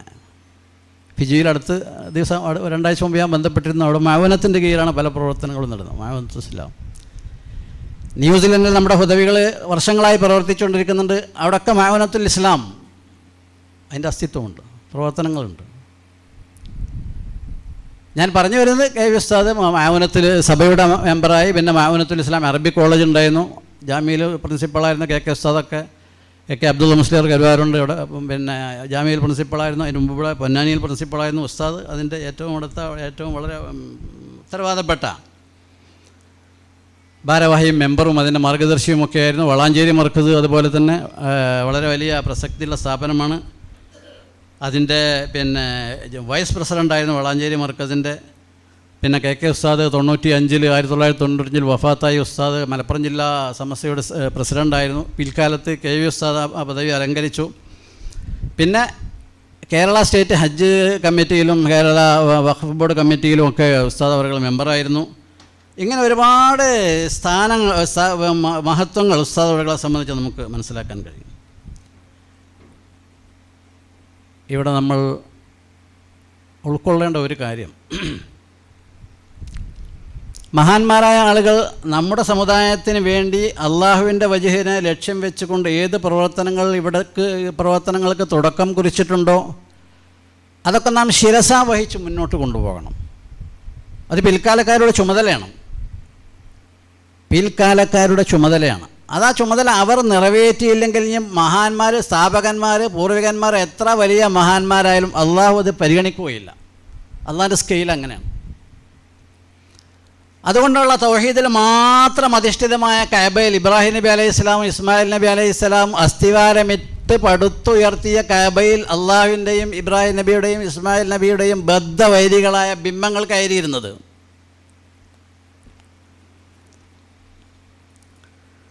കഅബയുടെ ഉള്ളിൽ ബിംബങ്ങൾ കയറിയിരുന്നത് ഉണ്ടാക്കിയ ഇബ്രാഹിം നബിയുടെ ക്വാളിറ്റി കുറവല്ല ആണെന്ന് ആരും പറയില്ലല്ലോ. അള്ളാഹുവിൻ്റെ ഖലീലാ, വത്തഖദ അല്ലാഹു ഇബ്രാഹിമ ഖലീല. മലയാളത്തിൽ പറഞ്ഞാൽ ആത്മമിത്രം. എന്നാൽ ആത്മമിത്രം ഒരു പണി ചെയ്തപ്പോൾ അള്ളാഹു കബൂൽ ചെയ്തതിൽ വല്ല പെർസെൻറ്റേജ് കുറവുണ്ടായിരുന്നില്ല. പൂർണ്ണമായി 100% കബൂൽ ചെയ്തു, 100% സ്വീകരിച്ചു. പഠിച്ചവനെ ഞാനും എൻ്റെ മോനും ഇങ്ങനെ ഉണ്ടാക്കിയിട്ടുണ്ടെന്ന് പറഞ്ഞപ്പോൾ അതിന് തെളിവെന്താ? അപ്പോൾ പറഞ്ഞ് നിങ്ങൾ ആ ജനങ്ങളെ വിളിക്കണം, എൻ്റെ ഭവനാണ് ഇപ്പം നിങ്ങൾ ഉണ്ടാക്കിയത്. എൻ്റെ ഭവനം എന്ന് പറഞ്ഞാൽ എൻ്റെ സൃഷ്ടികളായ മനുഷ്യർക്ക് വരാനുള്ളതാണ്, അവർ വിളിക്കണം. ഇബ്രാഹിം ഖവാഇദ മിനൽ ബൈത്തി വ ഇസ്മായിൽ റബ്ബനാ തഖബ്ബൽ മിന്നാ ഇന്നക അൻതസ് സമീഉൽ അലീം. ആ കേന്ദ്രം സജീവമാകാൻ വേണ്ടി ഇബ്രാഹിം നബി അലൈഹിസ്സലാം സ്വന്തം ഭാര്യയെയും പുത്രനെയും അവിടെ കൊണ്ടുപോയി ആക്കി. എവിടെ? ഊഷരഭൂമിയിൽ, ഒരു കമ്മ്യൂണിസ്റ്റ് അപ്പ പോലും മുളക്കാത്ത മരുഭൂമിയിൽ. റബ്ബി ഇന്നി അസ്കൻതു മിൻ ദുർരിയ്യതി ബിവാദിൻ ഗൈരി ദീ സർഇൻ ഇൻദ ബൈതികൽ മുഹറം റബ്ബനാ ലിയുഖീമുസ്സലാ. ഈ ഊഷരഭൂമിയിൽ പഠിച്ചവനെ എൻ്റെ കുടുംബത്തെ ഞാൻ ഇവിടെ താമസിപ്പിച്ചിരിക്കുകയാണ്. ഞാൻ പറഞ്ഞത് ഇത് ഇവിടെ പറയുന്നത് എന്തുകൊണ്ടാണ്? ഇബ്രാഹിം നബി അലൈഹി ഇസ്ലാം പടുത്തുയർത്തിയ കഅബയുടെ സംസ്കാരം മുന്നോട്ട് കൊണ്ടുപോകാൻ സ്വന്തം കുടുംബത്തെ അവിടെ പോയി കുഴിച്ചിട്ടു എന്ന് സ്ഥാപിച്ചു എന്ന് പറയാനാണ്. അവിടെ കുടിയിരുത്തി. ഇന്നി അസ്കൻതു മിൻ ദുർരിയ്യതി ബിവാദിൻ ഗൈരി ദീ സർഇൻ ഇൻദ ബൈതികൽ മുഹറം. എന്തിനാ ഞാൻ പഠിച്ചവനെ അവരവിടെ കൊടുന്നാക്കിയത്? കന്നാനിൽ എൻ്റെ കൂടെ താമസിപ്പിക്കാൻ പറ്റാത്തതുകൊണ്ടല്ല. റബ്ബനാ ലിയുഖീമുസ്സലാ. യുഖീമുസ്സലാ നിസ്കരിച്ചാനെന്നാണ് സാധാരണ അർത്ഥം പറയാം. ഇവിടെ അതല്ല അർത്ഥം. നിസ്കരിക്കാൻ അങ്ങോട്ട് വേണ്ടല്ലോ, കന്നാനൊന്നും നിസ്കരിക്കാമല്ലോ. കന്നാനൊന്നും നിസ്കരിക്കാം. നമസ്കാരം കൊണ്ട് അള്ളാഹു ഉദ്ദേശിച്ചൊരു കാര്യമുണ്ട്. ഇന്ന സ്വലാത്ത തൻഹാ അനിൽ ഫഹ്ശാഇ വൽ മുൻകർ.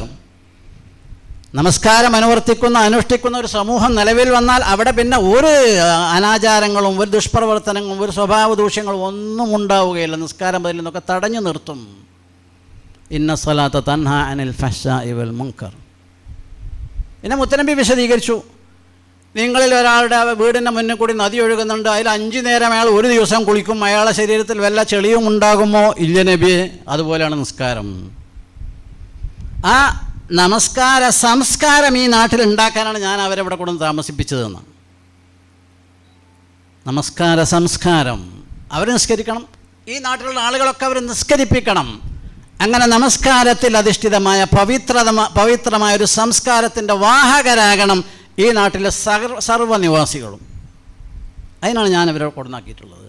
റബ്ബന ഇന്നി അസ്കന്തു മിൻ ദുർരിയതി ബിവാദിൻ ഗൈരി ദി സറഇൻ ഇൻദ ബൈതിക്കൽ മുഹറം റബ്ബന ലിയുഖീമുസ് സ്വലാ.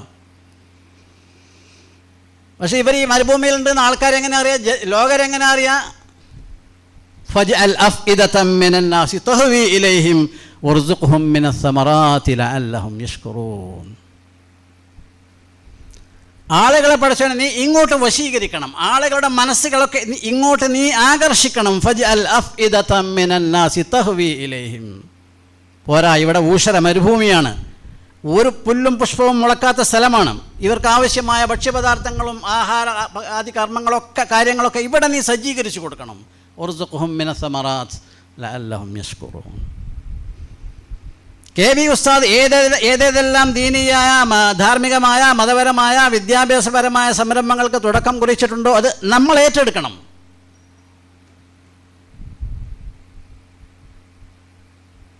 ബർസഖിയ ലോകത്ത് നിന്ന് നിയന്ത്രിക്കാനുള്ള ഒരു റിമോട്ട് സംവിധാനം അള്ളാഹു ഏർപ്പെടുത്തിയിട്ടില്ല. ഉണ്ടെങ്കിൽ ഇബ്രാഹിം നബിൻ്റെ കയ്യിൽ കൊടുക്കേണ്ടതാണ് റിമോട്ട്. കഅബയിൽ ബിംബങ്ങൾ കയറിയപ്പോൾ ഇബ്രാഹിം നബിയുടെ റിമോട്ടിലൂടെ കഅബ പുറത്തേക്ക് വലിച്ചെറിയപ്പെടേണ്ടതായിരുന്നു. ആ സംവിധാനം അല്ല ഇവിടെ ചൊല്ലിയെടുത്ത്. അള്ളാഹുവിനൊരു സുന്നത്തുണ്ട്. സുന്നത്ത് അല്ലാഹി ഫില്ലദീന ഖലൗ മിൻ ഖബൽ വലൻ തജിദ ലിസുന്നത്തില്ലാഹി തബ്ദീല. പിന്നെ അതിനുള്ള സംവിധാനം എന്താ? അത് തൊട്ട് പിന്നിലുള്ള തലമുറ ആ കാര്യം ഏറ്റെടുക്കുക എന്നുള്ളതാണ്. അതുകൊണ്ടാണ് മുത്തുനബി ഫണ്ട് ശേഖരണം നടത്താതിരുന്നത്. ഒരു ഫണ്ടും ശേഖരിച്ചിട്ടില്ലല്ലോ. ഫണ്ട് കൊണ്ട് കാര്യം നടക്കൂല. ഫണ്ട് ഏതെങ്കിലും കൊണ്ടു ചെന്ന് ചാടുക. ഒരു പൈസ സ്വന്തം വീട്ടിൽ തന്നെ ഉണ്ടായിരുന്ന ചില്ലറ പൈസ ഓഹരി വെച്ചിട്ടാണ് മുത്തുനബി വഫാത്തായത്, പാവപ്പെട്ടവർക്ക് വീതിച്ചു കൊടുത്തിട്ട്. അതുകൊണ്ടാണ് സ്വന്തം പടയങ്കി ഒരു ജൂതൻ്റെ കയ്യിൽ പണയത്തിലായത്. ഫണ്ടുകൊണ്ട് കാര്യം നടക്കില്ല. പ്രവർത്തകന്മാർ വേണം. പ്രവർത്തകന്മാരുണ്ടായാൽ ഫണ്ടില്ലെങ്കിലും നടക്കും.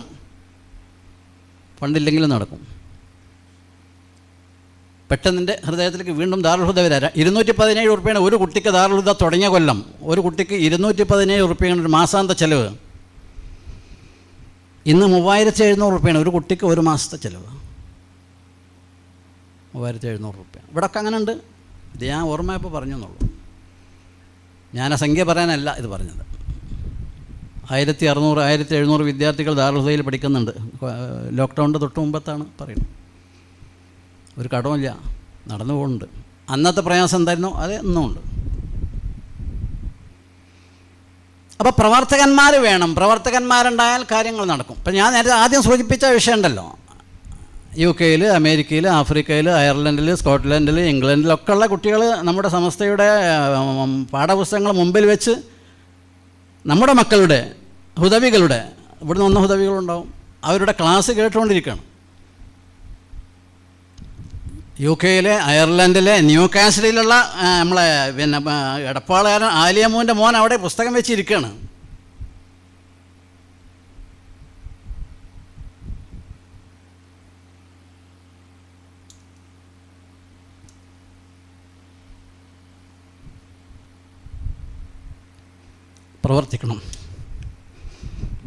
പ്രവർത്തിക്കാൻ ആളുകൾ വേണം.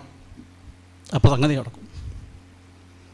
അതല്ലാതെ പ്രവർത്തിക്കാതെ ഞാൻ പ്രസിഡൻ്റാണ്, ഞാൻ വൈസ് പ്രസിഡൻ്റാണ്, ഞാൻ സെക്രട്ടറിയാണ്, ഞാൻ ഖജാൻജിയാണ്, ഞാൻ എക്സിക്യൂട്ടീവാണ്,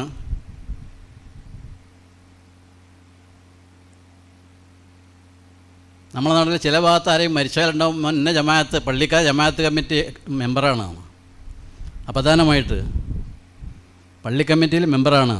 ചരമക്കോളത്തിൽ വായിച്ചാൽ കാണാം ചില സ്ഥലത്ത്. പല ആളുകളെ സംബന്ധിച്ചോളം ഈ മരണ റിപ്പോർട്ടിൽ എഴുതാനുള്ളതാ ഇന്നിയൊക്കെ ആളായിരുന്നു എന്ന്. ഒരു കാര്യം ഉണ്ടാവില്ല. അതുകൊണ്ട് പഠിച്ചോടത്ത് വലിച്ചെറിയുന്ന അനശ്വറക്ക ഈ അനശ്വർക്ക് ഒരു പാർട്ട്ണർഷിപ്പും ഒട്ടും ഇഷ്ടപ്പെടാത്ത ആളാണ് ഞാൻ അത് അംഗീകരിക്കുകയില്ല. മൻ അമില അമലൻ അശ്റക ഫീഹി മഈ ഗൈരി തറക്തുഹു വഅമല. തറക്തുഹു വശിർക്ക, എനിക്ക് വേണ്ടി ചെയ്യേണ്ട കാര്യത്തിൽ വേറെ ആരെയെങ്കിലും, വേറെ എന്തിനെയെങ്കിലും, വേറെ ഏതെങ്കിലും താല്പര്യത്തെ ഒരാൾ പങ്കുചേർത്താൽ, മൻ അമില അമലൻ അശ്റക ഫീഹി മഈ ഗൈരി തറക്തുഹു വശിർക്ക, ഞാനത് വലിച്ചെറിയും. ഖുർആൻ തന്നെ പഠിച്ചാലും അതാവസ്ഥ. ഖുർആൻ തന്നെ പഠിച്ചു, ഖുർആൻ മാത്രം പഠിച്ച ഒരാൾ ദുനിയാവിന് വേണ്ടി പഠിച്ചു. വറജുലുൻ തഅല്ലമൽ ഇൽമ വഅല്ലമഹു വഖറഅൽ ഖുർആൻ فأتي به فعرفه نعمه فعرفها قال فماذا عملت فيها قال تعلمت العلم وعلمته وقرأت فيك القرآن قال كذبت ولكنك تعلمت ليقال إنك عالم وقرأت القرآن ليقال هو قارئ وقد قيل ثم صحب به على وجهه حتى ألقي في النار. ഖുർആൻ പഠിച്ച ഒരാളെ പറ്റിയായി പറഞ്ഞിട്ടുള്ളത്. ദുന്യാവിന് വേണ്ടിയായിരുന്നു അയാളെ പഠിച്ചത്. ദുന്യാവിന് വേണ്ടി പറഞ്ഞാൽ ഇഫ്ലാക്കിയൽ അബുദാബി ചെന്നാൽ എങ്ങനെയും ഔഖാഫിൽ ജോലി കിട്ടും, ഉദാഹരണം. അല്ലെങ്കിൽ നല്ല ഒച്ചയാണ് എൻ്റെ കുട്ടിക്ക് കൊണ്ടുപോകാൻ ഇഫ്ലാക്കുക. സമ്മേളനങ്ങളൊക്കെ നടക്കുമ്പോൾ അതിൻ്റെ ആദ്യം ഓതേണ്ടി വരും. എൻ്റെ കുട്ടീനെ കോട്ടയത്തേക്ക്, കൊല്ലത്തേക്ക്, ആലപ്പുഴ സമ്മേളനത്തേക്ക് ഓതാനയക്കണം എന്ന് കരുതി ഒരു കുട്ടിക്ക് ഖുർആൻ പഠിപ്പിച്ചാൽ, കുട്ടി അങ്ങനെ പഠിച്ചാൽ, ثم صحب به على وجهه حتى ألقي في النار. അതേസമയം നല്ല ഉദ്ദേശത്തോടു കൂടി വളരെ നിസ്സാരമായൊരു കാര്യം ചെയ്താലോ അതിൻ്റെ പ്രതിഫലം വളരെ വലിയതായിരിക്കും, വളരെ വലിയതായിരിക്കും. അവിടെയാണ് നായക്ക് വെള്ളം കൊടുത്ത ദുർനടപടിക്കാരി പാപമോചനത്തിന് അല്ലെങ്കിൽ സ്വർഗത്തിന് അർഹയായി എന്ന് മുത്തനബി പഠിപ്പിച്ചത്. ദഖലത് ഇംറഅത്തുൻ النار في هرة. അതിന് മറുവശം പൂച്ചയെ കെട്ടിട്ടു ലാഹിയ വാഖലത്ഹ വലാഹിയ അർസലത്ഹ തഅകുൽ മിൻ ഖശാശിൽ അർദ്. പൂച്ചനെ കെട്ടിയിടുക എന്നുള്ളൊരു കുറ്റമല്ല. കെട്ടിയിട്ടാൽ അല്ലെങ്കിൽ തടവറയിലൊരു റൂമിലിട്ട് അടച്ചാൽ തിന്നാൻ കൊടുക്കണം. അതും ചെയ്തില്ല. വലാഹിയ അർസലത്ഹ, അതിന് തിന്നാൻ കൊടുക്കാൻ തയ്യാറല്ലെങ്കിൽ അഴിച്ചു വിടണം. പടച്ചോൻ തിന്നാൻ കൊടുക്കും. പടച്ചോൻ തിന്നാൻ, കോടിക്കണക്കിന് ജന്തുജാലങ്ങൾക്ക് പടച്ചോനാണ് തിന്നാൻ കൊടുക്കണം. ആയിരക്കണക്കിന് തിമിംഗലങ്ങൾക്ക് പടച്ചോന തിന്നാൻ കൊടുക്കണം. 10,000 ആനകൾക്ക് പടച്ചോന തിന്നാൻ കൊടുക്കണം. പട്ടിണി എടുക്കണില്ല. അപ്പോൾ അതിനെ അഴിച്ചു വിടും. രണ്ടും ചെയ്തില്ല അവള്. അപ്പോൾ ദഖലത് ഇംറഅത്തുൻ النار في هرة حبستها لا هي واكلتها ولا هي أرسلتها تأكل من خشاش الأرض. അതിൻ്റെ മറുവശത്തുള്ള ചിത്രമാണ് പറഞ്ഞത്. ഒരു പെണ്ണ് ബഗിയ്യും മിൻ ബഗായാ ബനി ഇസ്രായേൽ, ഇസ്രായേലിലെ ഒരു ദുർനടപ്പുകാരി പാപമോചനത്തിന് അർഹയായി, അല്ലെങ്കിൽ അവർ സ്വർഗപ്രാപ്തിക്ക് സ്വർഗപ്രാപ്തി നേടി അവൾ, കാരണം അവളൊരു നായക്ക് വെള്ളം കുടിപ്പിച്ചതാണ്. എൻ്റെ മാതിരി ഒരു ജന്തു ജീവിയാണുള്ളത്, അത് ദാഹിച്ച് കഷ്ടപ്പെടുകയാണ്, അതുകൊണ്ട് ഞാൻ അതിന് വെള്ളം കുടിപ്പിക്കട്ടെ എന്ന് കരുതി കാലിന്മേലുണ്ടായിരുന്ന ഹുഫ്, ഒരു തരം ഷൂസ് തോലുകൊണ്ടുണ്ടാക്കി, അതിൽ വെള്ളം കോരാ, വെള്ളം ചോർന്നു പോകില്ല. അതിലാണ് കാരണം അപ്രതീക്ഷിതമായി അത് കാണുന്നത്. ഉഫഴിച്ച് അതൊരു നൂലിന്മേൽ അല്ലെങ്കിൽ കയറിന്മേൽ ബന്ധിച്ച് വെള്ളത്തിൽ കിട്ടിട്ട് ആ വെള്ളം ഈ നായക കുടിപ്പിച്ചു. അതിൽ അവൾ ആത്മാർത്ഥയായിരുന്നു. 100% അള്ളാഹുവിന് വേണ്ടിയാണ് ചെയ്തത്. എൻ്റെ മാതിരി ജീവിയാണ് ഈ ജീവിക്ക് വിശന്ന് ദാഹിച്ച് കഷ്ടപ്പെട്ടിരിക്കുന്നു. അത് വെള്ളത്തിന് നനവുള്ള മണ്ണ് കപ്പി തിന്നുന്നതാണ് ഇവൾ കണ്ടത്. അതുകൊണ്ട് ഞാൻ പറഞ്ഞു വന്നത്, ചെറിയ കാര്യം ചെയ്താലും വലിയ പ്രതിഫലമായിരിക്കും. അള്ളാഹുവിന് വേണ്ടിയാകണം. അപ്പം നമ്മൾ അള്ളാഹുവിന് വേണ്ടി ഇഖ്ലാസോടുകൂടി ആത്മാർത്ഥതയോടുകൂടി ഇത്തരം കാര്യങ്ങളൊക്കെ ഏറ്റെടുത്ത് നടത്തണം. എല്ലാ പൂർവികന്മാരും സ്ഥാപിച്ച അത് പ്രത്യേകമായ ബന്ധങ്ങൾ ചിലർക്കുണ്ടാവും. അപ്പം എൻ്റെ നാട്ടിലുള്ള ഒരാളൊരു കാര്യം ചെയ്തിട്ടുണ്ടെങ്കിൽ അത് ഏറ്റെടുക്കാൻ എനിക്കൊരു പ്രത്യേക താല്പര്യം ഉണ്ടാവണം, ഒരു പ്രാദേശിക താല്പര്യം. അത് വേറെ ഒരു താല്പര്യമല്ല. ഞങ്ങളുടെ നാട്ടിലുള്ള ഒരാളുണ്ടാക്കിയതാണ്, നമ്മളുമായി ബന്ധപ്പെട്ട ഒരാളുണ്ടാക്കിയതാണ്, പൊന്നാനി താലൂക്കിൻ്റെ പ്രസിഡൻ്റ് ഉണ്ടാക്കിയതാണ്, അല്ലെങ്കിൽ ദാറുൽഹുദയുടെ പ്രസിഡൻ്റ്, ദാറുൽ ഹിദായയുടെ പ്രസിഡൻ്റ് ഉണ്ടാക്കിയതാണ്. അതങ്ങനെ ഒരു പ്രത്യേകമായ, അതിന് കുഴപ്പമൊന്നുമില്ല. അതുകൊണ്ടാണ് ദുനിയാവിൽ കുറേ കാര്യങ്ങൾ നടന്നു പോകുന്നത്. അപ്പോൾ ഈ കാര്യങ്ങളൊക്കെ യഥായോഗ്യം നിർവഹിക്കുമ്പോൾ ഇൻഷാ അല്ലാഹ് അതിൻ്റെ ഗുണഫലങ്ങൾ നമ്മുടെ സമുദായത്തിന് ലഭിക്കും. സ്മര്യപുരുഷന്മാർ അത് നേരിട്ട് കണ്ടുകൊണ്ടിരിക്കും. അവർ അതിൽ ആസ്വാദനം കൊള്ളും. അള്ളാഹു അത് സ്വീകരിക്കും. അതിൻ്റെ പ്രതിഫലം കണക്കാക്കാൻ പറ്റാത്തതായിരിക്കും. ഫഖുൽ ഇഅ്മലൂ ഫസയറല്ലാഹു അമലക്കും വറസൂലുഹു വൽ മുഅ്മിനൂൻ. നിങ്ങൾ കർമ്മങ്ങൾ അനുഷ്ഠിക്കണം. അള്ളാഹുവിൻ്റെ കൽപ്പന അതാ, കർമ്മങ്ങൾ അനുഷ്ഠിക്കണം, ചെയ്യണം, എന്തെങ്കിലും ചെയ്യണം. ആ ചെയ്യുന്നത് വ്യവസ്ഥാപിതമായി ചെയ്താൽ അതാണ് ഏറ്റവും അഭികാമ്യം. എന്തെങ്കിലും വാരി വലിച്ച് ചെയ്യുന്നതിന് പകരം വളരെ വ്യവസ്ഥാപിതമായി ചെയ്യുക കാര്യങ്ങൾ. വ്യവസ്ഥ വേണം, പ്ലാനിങ് വേണം, പ്രീ പ്ലാനിങ് വേണം, നേരത്തെ ആസൂത്രണം ചെയ്യണം. നബി സല്ലല്ലാഹു അലൈഹി വസല്ലം തങ്ങൾ ഹിജറയിലൂടെ പഠിപ്പിച്ചത് അതാ. ഹിജറ വളരെ ആസൂത്രിതമായിരുന്നു. ഹിജറക്ക് പലായനം എന്നാ മലയാളത്തിൽ പറയില്ല, അങ്ങനെ പറയാൻ പാടില്ല. പലായനം എന്നാണ് ഒളിച്ചോടൽ. അപ്പോൾ അഫ്ഗാനിസ്ഥാനിൽ നിന്ന് ഒളിച്ചോടില്ല 4 ദിവസം 8 ദിവസമൊക്കെ മുമ്പ് ആൾക്കാർ, അതിനാണ് പലായനം എന്ന് പറയാം മലയാളത്തിൽ. ഹിജറക്ക് മലയാളത്തിൽ അർത്ഥം പദമില്ല വേറെ, അങ്ങനെ വേറെയും പദങ്ങളുണ്ട്. ഇഖ്ലാസ് പറഞ്ഞാൽ മലയാളത്തിൽ അർത്ഥം ലഫ്ളില്ല. ആത്മാർത്ഥത എന്ന് പറയും, പക്ഷേ പൂർണ്ണമല്ല. ഉദാഹരണം, രാമൻ നായരാണ് സ്കൂളിൽ ഹെഡ് മാസ്റ്റർ, അദ്ദേഹം വളരെ ആത്മാർത്ഥനാണ് എന്ന് പറഞ്ഞാൽ ഇഖ്ലാസുള്ള ആളെന്നല്ല അതിൻ്റെ അർത്ഥം. രാമൻ നായരാണ് പൂക്കരത്തറ പിന്നെ ഹയർ സെക്കൻഡറി സ്കൂളിൻ്റെ പ്രിൻസിപ്പൾ, അയാൾ വളരെ ആത്മാർത്ഥനാണെന്ന് KV പറയും, അല്ല PV പറയും. അവിടെ ഇഖ്ലാസ് അല്ല മുറാദ്. ഇഖ്ലാസ് പറഞ്ഞാൽ ഈ പറഞ്ഞതിൻ്റെ ഒക്കെ പുറമെ പടച്ചവൻ്റെ അടുത്തുള്ള പൊരുത്തവും കൂലിയും ആഗ്രഹിക്കണം, അപ്പോഴാണ് ഇഖ്ലാസ് പറയുക. അതുപോലെയാണ് പലായനം എന്നാണ് ഞാൻ പറഞ്ഞത്. മുത്തനബി ഒളിച്ചോടിയതല്ല, ആൾക്കാരെ മുന്നേ കൂടിയാണ് പോയത്. എന്നിങ്ങനെ ഒളിച്ചോടുകയെന്ന് അറിയോ? പക്ഷേ പ്ലാൻ ചെയ്തിരുന്നു, വളരെ പ്ലാൻഡായിരുന്നു യാത്ര. വീട്ടിൽ നിന്നിറങ്ങി മദീനയിലേക്ക് പോകേണ്ടത് വടക്കോട്ടാണ്. മദീനയിലേക്ക് പോകേണ്ടത് വടക്കോട്ടാണ്. വീട്ടിൽ നിന്നിറങ്ങി നബി തെക്കോട്ടാണ് പോയത്. വഴിയറിയാത്തതുകൊണ്ടല്ല, അത് പ്ലാനിങ്ങിൻ്റെ ഒരു ഭാഗമായിരുന്നു. 6 കിലോമീറ്റർ തെക്കോട്ട് യാത്ര ചെയ്തിട്ടാണ് സൗർ മലയിൽ കയറി അവിടെ അഭയം പ്രാപിക്കുന്നത്.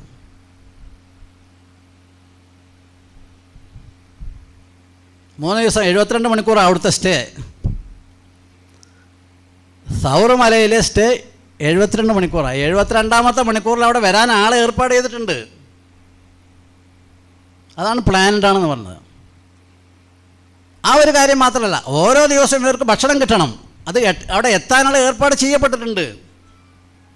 ആയിഷ ബീവിയുടെ ജ്യേഷ്ഠത്തി സഹോദരി അസ്മാ ബീവിയായിരുന്നു കൊടുത്തയച്ചിരുന്നത്. അതിൻ്റെ ഡ്യൂട്ടി, അതിൻ്റെ കോർഡിനേറ്റർ അവരായിരുന്നു. അതിൻ്റെ പുറമെ സിദ്ദീഖ് റളിയല്ലാഹു അൻഹുവിൻ്റെ ആടുകളെ മേക്കുന്നവനോട് വൈകുന്നേരം സൗറുമലയുടെ ചെരുവിലിങ്ങനെ സ്റ്റേ ചെയ്യണമെന്ന് ഏർപ്പാട് ചെയ്തിരുന്നു. ആട് നോക്കുന്നവർ ഈ താറാവിൻ്റെ കുട്ടികളെ താറാവിനെ കൊണ്ടുപോകുന്ന ആൾക്കാരൊക്കെ എവിടെയും താമസിക്കുമല്ലോ. എന്നതുപോലെ മരുഭൂമിയിൽ ഇങ്ങനെ ആടിനെ മേക്കുന്ന ആളുകൾ ഒരു സ്ഥലത്ത് വൈകുന്നേരമായി താമസിക്കും. രാത്രി ഇങ്ങനെ തന്നെ തെളിച്ചു കൊണ്ടുവരുന്നുണ്ടെങ്കിൽ ചെന്നായി പിടിക്കും. അപ്പോൾ ഇയാളോട് നിർദ്ദേശിക്കപ്പെട്ടിരുന്നു സൗർ മലയുടെ ചെരുവിൽ ആയിരിക്കണം ഈ 3 ദിവസം ഹാൾട്ട് ചെയ്യേണ്ടത്. അതെന്തിനാ? പാല് കറന്നെടുക്കാൻ, പാൽ കുടിക്കാൻ, പിന്നെ ആടിനെ അറുത്ത് ഇറച്ചി തിന്നാനും. ഇറച്ചിക്കാരന്മാർ ഭക്ഷ്യ വിഭവമായിരുന്നു അറബികളുടെ. ഞാൻ പറയുന്നത് വളരെ ആസൂത്രിതമായിരുന്നു. ശരി, 72 മണിക്കൂറായപ്പോൾ മറ്റേ ആൾ വന്നു, അബ്ദുല്ലാഹി ഇബ്നു ഉറൈഖിത്ത് വന്നു. അയാൾ വഴികളൊക്കെ റൂട്ടുകൾ ശരിക്കും അറിയുന്ന ആളാണ്. അവിടെ നിന്ന് ഇറങ്ങി എന്നിട്ട് മദീനയിലേക്ക് പോവുകയാണ്. മദീനയിലേക്ക് നേരത്തെ ആളുകൾ പോകാറുണ്ട്. ആളുകൾ പോകുന്നൊരു യാത്രാ വഴിയുണ്ട്. അവരാ വഴിക്കല്ല പോയത്. അവരിങ്ങനെ ഒരു ഗ എഴുതുന്ന മാതിരിയാണ് പോയത്. മലയാളത്തിൽ അത് മറ്റേ അങ്ങനെ കുറേ അധികം വഴി വരുള്ളൂ. എന്തിനാ അങ്ങനെ സാഹസപ്പെടണം? അതൊരു പ്ലാനിങ്ങിൻ്റെ ഭാഗമാണ്. ഇതങ്ങനെ ക്രോസ് ചെയ്യണം, മെയിൻ റോഡ് ക്രോസ് ചെയ്യണം. അപ്പോൾ ആരെങ്കിലും അതിലെ യാത്രക്കാരൊക്കെ ഉണ്ടോ എന്ന് മനസ്സിലാക്കാൻ കഴിയും. അങ്ങനെ യാത്രക്കാരെ കണ്ടിട്ടുമുണ്ട്. നിങ്ങൾ എവിടുന്നാ? ഞങ്ങൾ മാവുന്നാന്ന് പറഞ്ഞത് അപ്പോഴാണ്. ഒന്നും പറയാൻ ഇപ്പോൾ സമയമില്ല. അങ്ങനെ ഈ വഴിയിലൂടെയാണ് അവർ മദീനയിലെത്തിയത്. ഞാൻ പറഞ്ഞു വരുന്നത്, നമ്മുടെ പ്രവർത്തനങ്ങൾക്ക് പ്ലാൻ വേണം, പ്ലാനിങ് വേണം.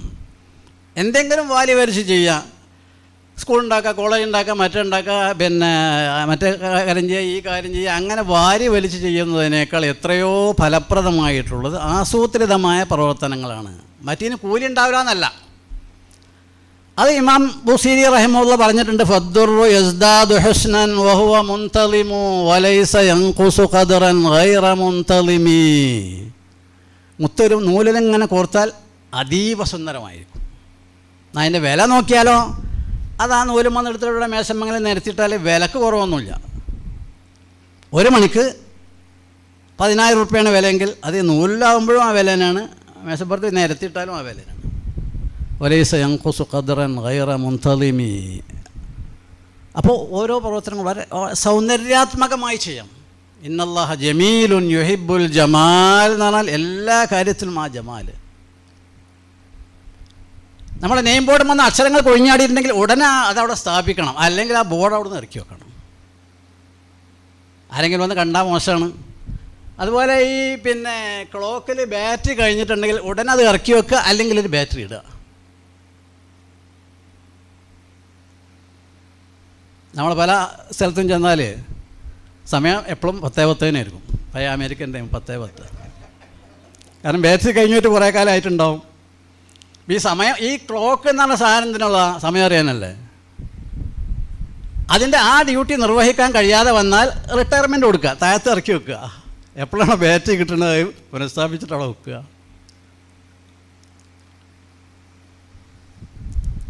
ഞാനീ സൂചിപ്പിക്കുന്ന ചെറിയ കാര്യങ്ങളിൽ വരെ വളരെ സുന്ദരമായ രീതി പഠിപ്പിച്ച ദീനാണ് നമ്മുടെ ദീന്. ചെരുപ്പിടുമ്പോൾ വലത്തേക്കാൽ ആദ്യം ഇടുക, ഊരുമ്പോൾ ഇടത്തേക്കാൽ പിന്നെ ഊരുക. എന്തിട്ടാ എന്താ അവസ്ഥ, കാലയിലാണെന്നല്ല എന്താണെന്ന് ചോദിച്ചാൽ അങ്ങനെ മുസ്ലിം ഇത് പറയണ്ടല്ലോ. പാൻസ് ഇടണം, പൈജാമ ഇടണം, ആദ്യം വലത്തേക്കാൽ ഇടണം. സുന്നത്താണത്, സുന്നത്താണ് ജീവിതക്രമ രീതിയാണ്, അങ്ങനെ തന്നെ ചെയ്യണം. അപ്പോൾ അൽഹംദുലില്ലാ ഫതഹുർ റഹ്മാൻ്റെ വെളിച്ചത്തിൽ നമ്മൾ KV ഉസ്താദിൻ്റെ സ്മരണ പുതുക്കാൻ വേണ്ടി ഒരു ഖുർആനിക് റിസർച്ച് സെൻറ്റർ നമ്മുടെ സ്ഥാപനത്തോടനുബന്ധിച്ച് തുടങ്ങാൻ ആഗ്രഹിക്കുന്നുണ്ട്, തീരുമാനിച്ചിട്ടുണ്ടെന്നൊക്കെ പറഞ്ഞല്ലോ. എന്താ ഇപ്പോൾ 21-ാം നൂറ്റാണ്ടിൽ ഖുർആനെ പറ്റി ഇങ്ങനെ കുറേ ആളുകൾ ചീത്ത പറഞ്ഞുകൊണ്ടേ ഇരിക്കുന്ന സാഹചര്യത്തിൽ പിന്നെ നമ്മളതിന് പിന്നാലെ കൂടണമെന്ന് തോന്നും ചിലപ്പോൾ. അതൊക്കെ വലിയ വലിയ ഓരോ വിഷയമാണ്. സമയം കഴിഞ്ഞിട്ട് ഞാൻ നിർത്താതിരുന്നാൽ ബുദ്ധിമുട്ടാണ്. ഈ ഖുർആൻ ഈ ചീത്ത പറയുന്ന ആളുകൾക്ക് വിഷയമൊന്നും വേണ്ട, വിഷയം വേണ്ടല്ലോ. മുത്തനബിൻ്റെ മുഖത്ത് നോക്കിയാൽ പറയുന്നത് ഇന്നക്കല മജൂരൻ, നീ പിരാന്തനാണ്. ഈ പിരാന്തനായ ചില ലക്ഷണമൊക്കെ ഉണ്ടാവുമല്ലോ, വല്ല ലക്ഷണം ഉണ്ടായിട്ടാ? അല്ല, ഒരു ലക്ഷണവുമില്ല.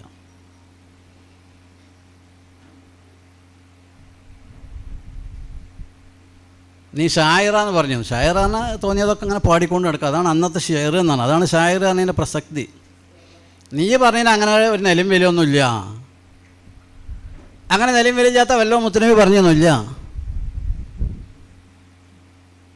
ഇന്ന് മതത്തിൻ്റെ പേരിൽ ആളുകളെ ചേരി തിരിച്ചിട്ട് മതകീയമായി ഭിന്ന വിഭാഗങ്ങളിലാക്കി ജനങ്ങളെ തിരിക്കാനുള്ള ഹീനമായ നിഗൂഢ ശ്രമങ്ങൾ നടക്കുക കൂടി ചെയ്യുന്ന കാലത്ത്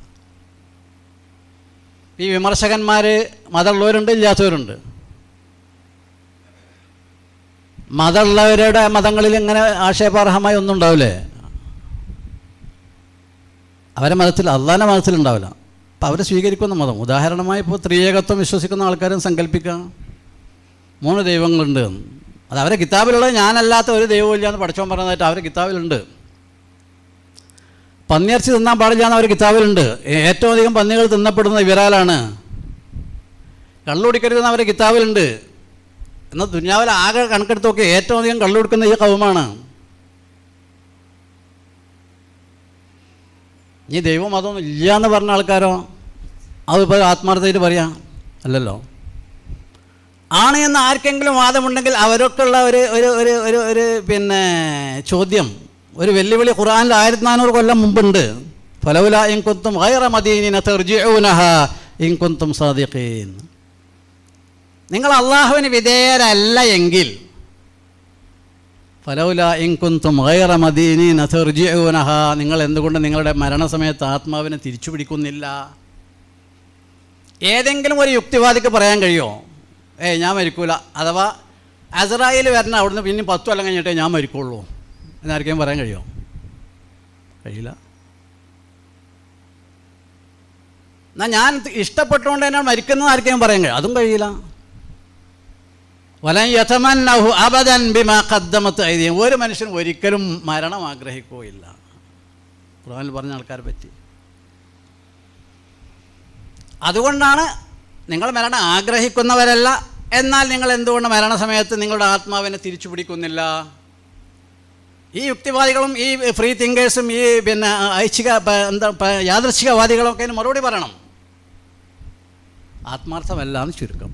ഞാൻ പറഞ്ഞു വരുന്നത്, നമ്മുടെ ദീനിൻ്റെ സൗന്ദര്യം, മഹാസിനു ശരിയ എന്ന് പറയും, ഇസ്ലാമിൻ്റെ സൗന്ദര്യം, ഇത്ര സുന്ദരമായൊരു ആദർശം ലോകത്ത് വേറെ ഇല്ല. കാരണം അത് അള്ളാഹുവിൻ്റെ മതമാണ്. അതിൻ്റെ ദഅവത്ത് നിർവഹിക്കുന്ന ആരുടെയും മികവ് കൊണ്ടല്ല, അത് അള്ളാഹു അങ്ങനെ ആക്കിയതാണ്. അത് ജനങ്ങൾക്ക് പറഞ്ഞ് മനസ്സിലാക്കി കൊടുക്കണം.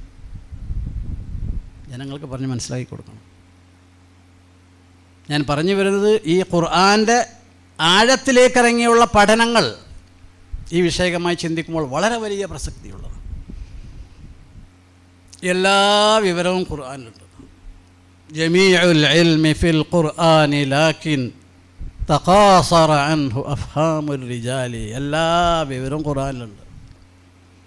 പക്ഷേ മനസ്സിലാക്കാൻ ആൾക്കാർക്ക് ബുദ്ധി കുറവാണ്.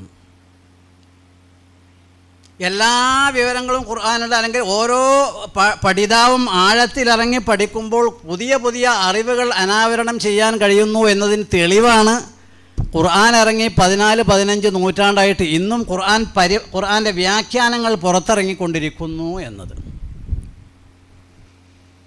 20-ാം നൂറ്റാണ്ടിൽ ഖുർആൻ വ്യാഖ്യാനങ്ങൾ ഇറങ്ങി, 21-ാം നൂറ്റാണ്ടിൽ ഖുർആൻ വ്യാഖ്യാനങ്ങൾ ഇറങ്ങി. ഇത് ഇമാം ഇബ്നു ജരീർ തബരിയുടെ തഫ്സീറിന് പകർത്തി വെച്ചതല്ല, ഏറ്റവും പഴക്കമുള്ള തഫ്സീർ അതാണ്.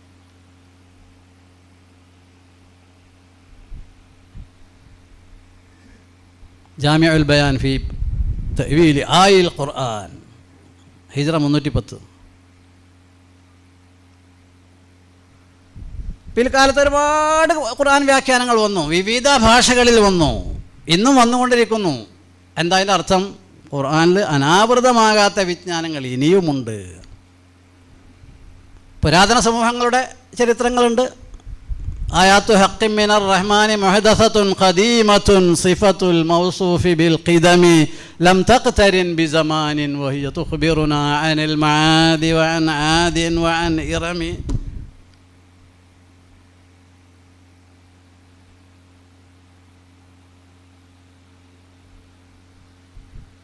മുഹക്കമാത്തുൻ ഫമാ യുബ്ഖീന മിൻ ശുബഹിൻ ലിദീ ശിഖാഖിൻ വലാ യബ്ഗീന മിൻ ഹകമി മാ ഹൂരിബത് ഖത്തു ഇല്ലാ ആദ മിൻ ഹറബിൻ അഅദൽ അആദി ഇലൈഹാ മുൽഖിയസ് സലമി. ഏത് വിമർശകനുണ്ടോ ആ വിമർശകൻ ഈ ഖുർആൻ കൊണ്ട് തന്നെ നേരിടാൻ കഴിയും. മാ ഹൂരിബത് ഖത്തു ഇല്ലാ ആദ മിൻ ഹറബിൻ അഅദൽ അആദി ഇലൈഹാ മുൽഖിയസ് സലമി. അവർ ആയുധം വെച്ച് ഖുർആന് മുന്നിൽ കീഴടങ്ങും. ആ രീതിയിൽ ഖുർആൻ അവർക്ക് മനസ്സിലാക്കി കൊടുക്കണം. ഞാൻ പറഞ്ഞു വരുന്നത്, അഗാധതകളിലേക്ക് ഇറങ്ങിക്കൊണ്ടുള്ള ഖുർആനിക പഠനങ്ങൾക്ക് എന്നും പ്രസക്തിയുണ്ട്. വിശിഷ്യ ഖുർആന് വേണ്ടി ജീവിതത്തിൻ്റെ വലിയൊരു ഭാഗം, സീമഭാഗവും നീക്കിവെച്ച ശൈഖുന KV ഉസ്താദ് അവരുടെ പേരിലാകുമ്പോൾ അതിന് പ്രത്യേകമായ ഒരു ഔചിത്യമുണ്ട്, ഒരു മുനാസബയുണ്ട്, കണക്ഷനുണ്ട്. അതുകൊണ്ട് ആ സംരംഭവുമായി മുന്നോട്ട് പോകാൻ നമുക്കെല്ലാവർക്കും, നമ്മുടെ സ്ഥാപനവുമായി സഹകരിച്ചു കൊണ്ടിരിക്കുന്ന എല്ലാവർക്കും അള്ളാഹു അവസരങ്ങൾ സൃഷ്ടിച്ചു കൊടുക്കുമാറാകട്ടെ. മഹാനവരുടെ പാരത്രിക പദവികൾ അല്ലാഹു ഉയർത്തി കൊടുക്കുമാറാകട്ടെ. മഹാനവറുകളോടൊപ്പം നമ്മയും നമ്മുടെ മാതാപിതാക്കൾ, ഭാര്യാസന്താനങ്ങൾ, ബന്ധുമിത്രാദികൾ, നമ്മുടെ സ്ഥാപനങ്ങളുടെ സഹായികൾ, സഹകാരികൾ, പ്രവർത്തകന്മാർ, ഗുണകാംക്ഷികൾ എല്ലാവരെയും അല്ലാഹു ഒരുമിച്ച് കൂട്ടുമാറാകട്ടെ. വ ആഖിറു ദഅവാനാ അൽഹംദുലില്ലാഹി റബ്ബിൽ ആലമീൻ. നിങ്ങളെല്ലാം ദുആ ചെയ്യണം. അസ്സലാമു അലൈക്കും വറഹ്മത്തുള്ളാഹി.